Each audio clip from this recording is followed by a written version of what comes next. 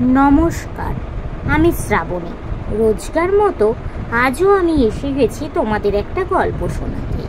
আমার এই চ্যানেলটিতে আমি তোমাদের রোজ বিভিন্ন লেখক লেখিকাদের লেখা নানা ধরনের ছোট গল্প ও অন্যান্য গল্প শোনাবার চেষ্টা করি।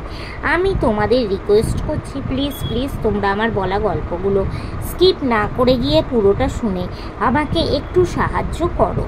আমি যেহেতু একজন শারীরিক প্রতিবন্ধী, নিজের প্রতিবন্ধকতাকে দূরে সরিয়ে রেখে নিজের একটা পরিচয় তৈরি করব, সেই লক্ষ্যেই তোমাদের এই গল্প শোনানোর কাজটা শুরু করেছি। আমার এই কাজে সফল হতে গেলে তোমাদের সাহায্য বা সাপোর্ট আমার খুবই দরকার। তো বন্ধুরা, তাই আমি তোমাদের রিকোয়েস্ট করছি, প্লিজ তোমরা আমার বলা গল্পগুলো স্কিপ না করে গিয়ে পুরোটা শোনো। আমার চ্যানেলটা সাবস্ক্রাইব করো, লাইক করো, কমেন্ট করো ও তার সাথে একটু শেয়ার করে দাও। ও এখনও অবধি যারা যারা আমার চ্যানেলটা সাবস্ক্রাইব করেছো তাদেরকে অনেক অনেক ধন্যবাদ জানালাম। তো চলো আজকের গল্পটা শুরু করি। আজকে আমি তোমাদের ঠাকুমার ঝুলি থেকে একটি ছোট গল্প শোনাবো। গল্পটির নাম হচ্ছে সত্যিকারের সঙ্গী। তো চলো গল্পটা শুরু করে দিই। এক সময় রাধা নামের এক মেয়ে তার বাবার সাথে কোনো এক জায়গাতে থাকতো। ছোটবেলায় তার মা মারা যান। তিনি তার বাড়ির কাজ করতেন এবং পরে কলেজে যেতেন। কলেজে যাওয়ার পথে তিনি প্রতিদিন রাস্তায় কোনো এক জায়গায় পাখিদের খাওয়াতেন।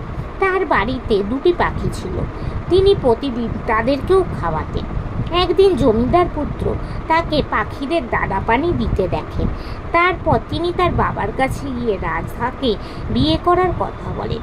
জমিদার রাধার বাবার সাথে কথা বলে তার ছেলের সাথে রাধার বিয়ে দেয়। রাধা তার বাড়ির খাঁচা থেকে দুটি পাখি শ্বশুর বাড়িতে নিয়ে এসেছিল। তিনি প্রতিদিন পাখিদের খাওয়াতেন। রাধার শাশুড়ির এটা মোটেই ভালো লাগতো না। তিনি এই পাখিদের হয়রানি করতেন। তিনি তাদের দানা মাটিতে ফেলে দিতেন। একদিন রাধার শাশুড়ি পাখির খাঁচা মাটিতে ফেলে দিলেন। রাধা তাকে এই কাজ করতে দেখল। রাধা যখন বলল তখন তার শাশুড়ি সেটা অস্বীকার করলো এবং রাধার উপর অনেক রাগারাগি করতে লাগলো। এইসব নিয়ে রাধা খুব মন খারাপ করলো। একদিন রাধা স্বামী যখন ঝামেলার কারণ জিজ্ঞাসা করলেন তখন রাধা পুরো বিষয়টা তাকে জানান। স্বামীর নির্দেশে রাধা পাখিদের সাথে অন্য দুটো পাখি পার্কে বেঁধে রেখে যায়। তিনি মাঝে মাঝে তাদের সাথে দেখা করতেন। পাখিরা এখন রাধার ভালো বন্ধু হয়ে গিয়েছে। পাখিরাও এখন রাধার বাড়িতে আসতে শুরু করে। রাধার শাশুড়ি এই বিষয়টি জানতে পেরে রাগান্বিত হন। তিনি তার সাথে রাধা ও তার বাড়িতে রেখে যান।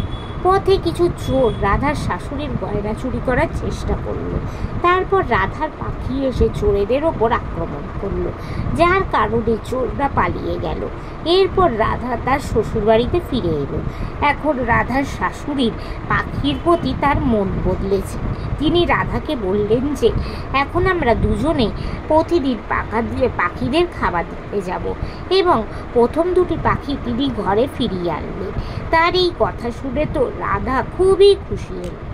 তো বন্ধুরা, আজকের এই ছোট গল্পটি এখানেই শেষ হলো। তোমাদের যদি ভালো লাগে প্লিজ লাইক করো, আমার চ্যানেলটা সাবস্ক্রাইব করো ও শেয়ার করো। আজকের মতো আমি চললাম। আবার আমি কাল তোমাদের অন্য কোনো লেখক বা লেখিকার লেখা অন্য কোনো ছোট গল্প শোনাবার চেষ্টা করব। আজকের মতো টাটা।